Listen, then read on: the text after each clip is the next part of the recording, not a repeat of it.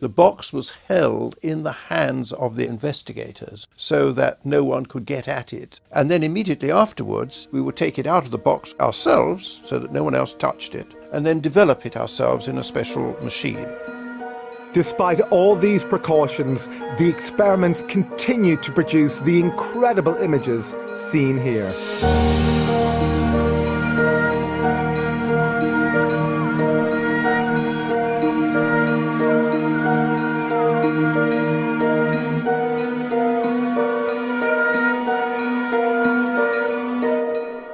They were able to achieve whole lengths of film, sometimes up to as much as 4 feet, with various words, symbols, messages, all sorts of different things on that film. Other films contained poems in centuries-old German and fragments of Greek, Chinese, Hebrew, Latin, and even Sanskrit. The Skoll Group were ordinary people with no knowledge of these languages.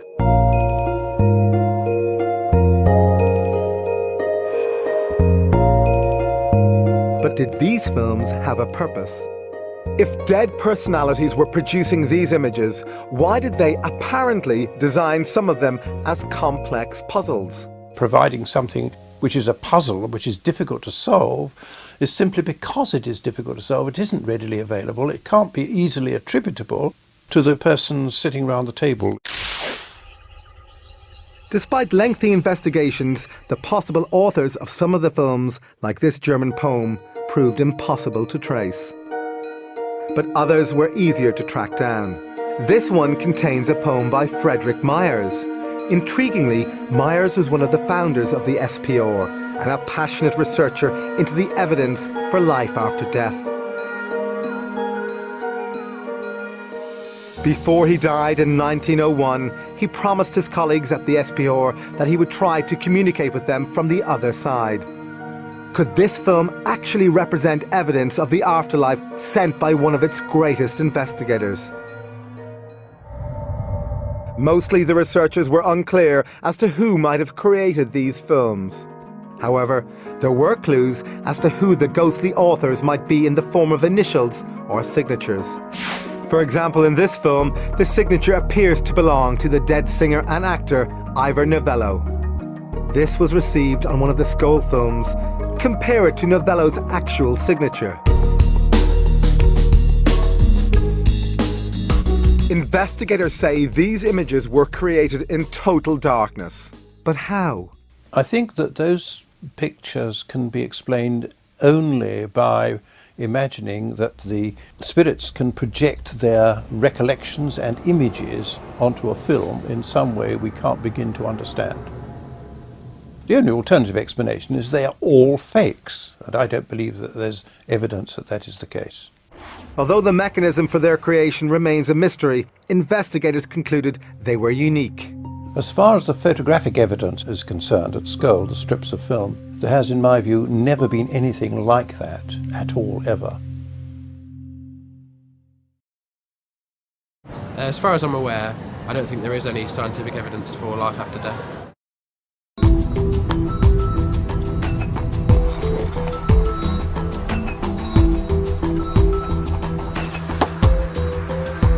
Spurred on by the photographic experiments, the Skoll Group began a series of video experiments called Project Alice, after Alice through the looking glass. Their ambition was nothing less than to try and capture moving images sent from the spirit world. The Skoll Group insists that instructions on how to position the camera and mirrors came from their spirit communicators. They were told to set up a video camera in the dark cellar, aim it at a pair of mirrors so that it could only film its own viewfinder. While it was recording, nothing unusual was seen. But when the tape was played back, these remarkable pictures appeared. We had images on the video, sometimes of what looked like a tunnel of light. Other times spirit faces were coming towards us. Sometimes what appeared to be a doorway moving.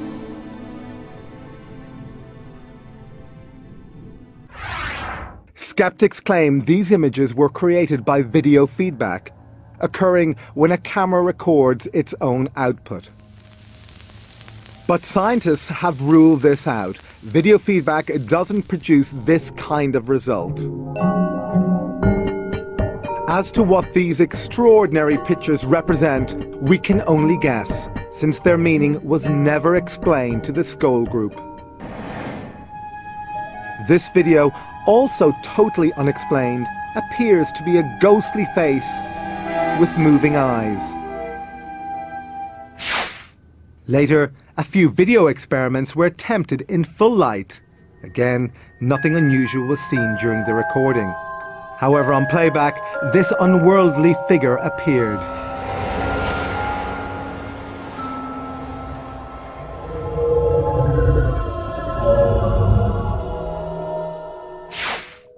But was it possible for the Skoll Group to have faked these images?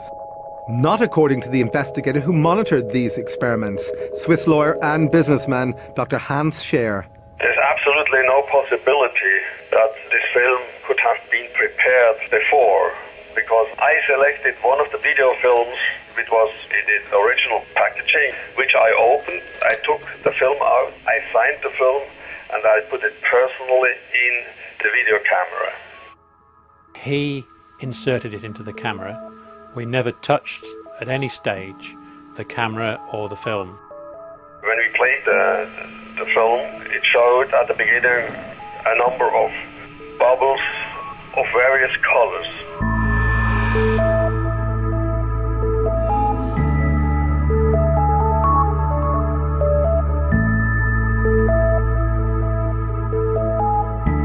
But there was one particular bubble on there in which the face of a person appeared, and it was a man with spectacles. Although Dr. Scheer did not recognize this face, the Skoll Group thought it might have belonged to someone who was trying to communicate with him from the afterlife.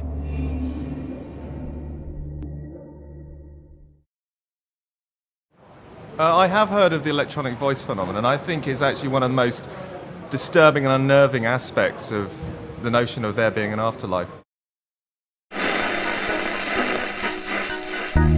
Attempting to capture spirit voices via technical devices like radios and tape recorders has a long tradition that goes back to the last century. Today, there are tens of thousands of people around the world who say they have captured the voices of the dead on simple tape recorders.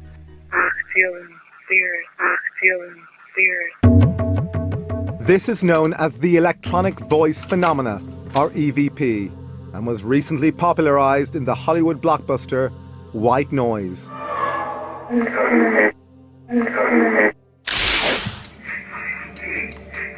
Despite the Hollywood treatment, EVP has been the focus of serious scientific investigation. One of the leading researchers is Alexander McRae, an electronics engineer who has worked on communication systems for the space shuttle.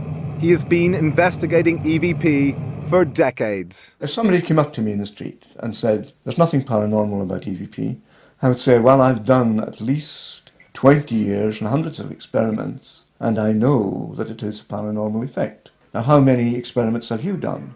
But skeptics insist that EVP is nothing more than the random pickup of broadcast signals like radio and TV.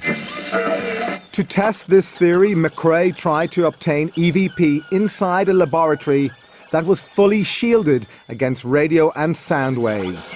This meant it was impossible to pick up any stray broadcast signals. So inside the laboratory you couldn't pick up anything, but yet the device still produced voices. Although this audio sample is hard to understand, the very fact it was recorded defies all known laws of science. One experimenter of EVP is Vicky Talbot, who lost her son Braden in a boating accident in 2001. Okay, I'm coming down into Wildcat Cove right now, which is the cove that my son departed from and did not return. Ever since then, she says she can record and recognize his voice using this digital recorder. Well, that's Braden. What has really convinced me is the way he speaks, the stress, the intonation. Sometimes he sounds exactly as he did in life. Happy New Year.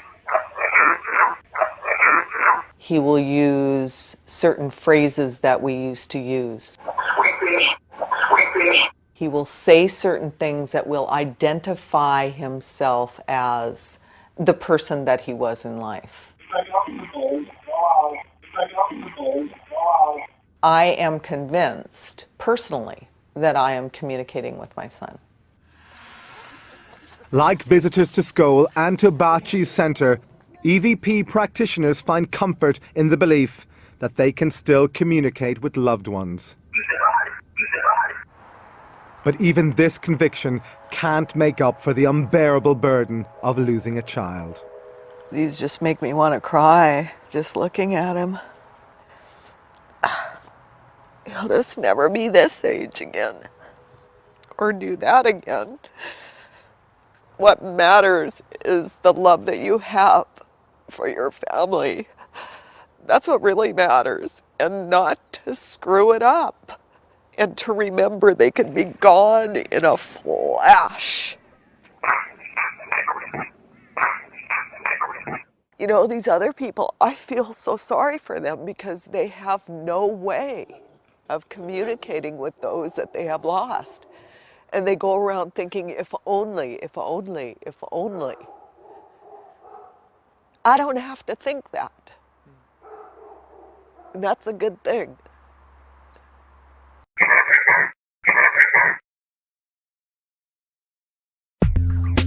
Although EVP provides some comfort to the bereaved, practitioners say that the voices are often unclear, always one way, and frustratingly short.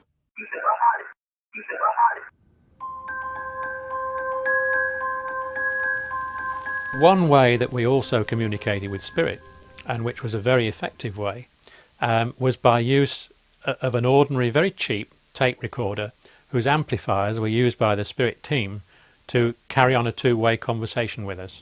We inspected this machine and found it was completely normal. Earlier, its built-in microphone had been removed to eliminate the possibility of recording anything. When the machine, which contained a blank cassette, was activated, witnesses were astonished when they heard this voice asking them a question. It was called experimental group. Yes. Yes, it's called experimental group. Experimenting with audio. Yes. Historic moment it is. The Scole Group say that their spirit communicators suggested ways of improving their experiments. For example, they told Professor Ellison, one of the SPR scientists, how to build a device for boosting communications via the tape recorder. But this information arrived in a very strange way.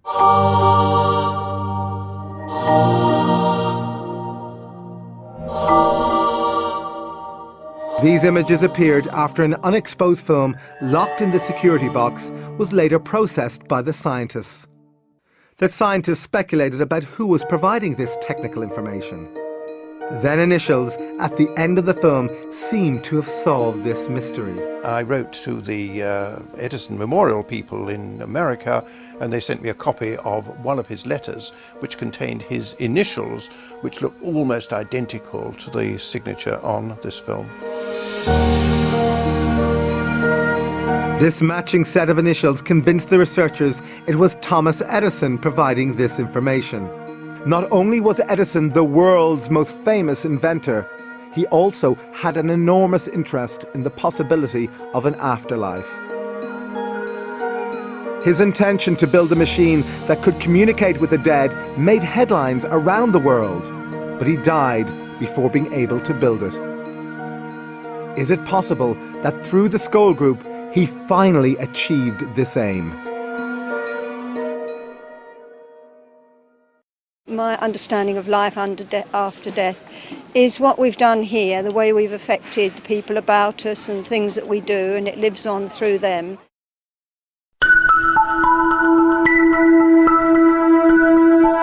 Spirit voices speaking through the mediums. Spirit communication written on sealed film in locked boxes. All these incredible phenomena. But could the scientists have been tricked?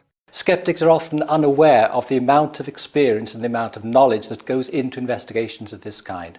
Between the three investigators, you could say we'd had 50 years and more. We know all the tricks. I don't see how it could be faked. It's impossible.